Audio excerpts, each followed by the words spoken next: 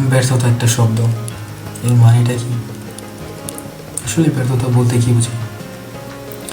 ব্যর্থতা বলতে প্রকৃতপক্ষে সফলতার একটি স্তরকে বোঝায়, বা একটা ধাপ বা একটা পর্যায়, যে ধাপ অতিক্রম করে সফল হওয়া যায়।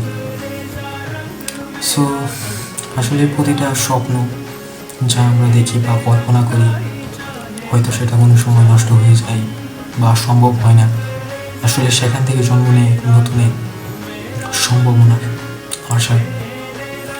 সো যারা ব্যর্থ হতে ভয় পায় তারা কখনোই প্রকৃত স্বাধীনতার স্বাদটা নিতে পারে না। তুমি ব্যর্থ নও, তার মানে তুমি এমন কিছুই করছো না যা তোমার নাগালের বাইরে।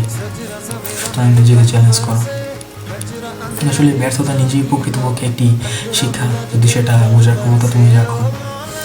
আর সফলতার সবচেয়ে দ্রুততম উপায়ও ব্যর্থতা। যতবার ব্যর্থ হবে ততবার শিখবে, ততবার সফল হবে। আর আল্লাহ তাআলার উপর অবশ্যই আমাদের ভরসা রাখতে হবে। So that's it.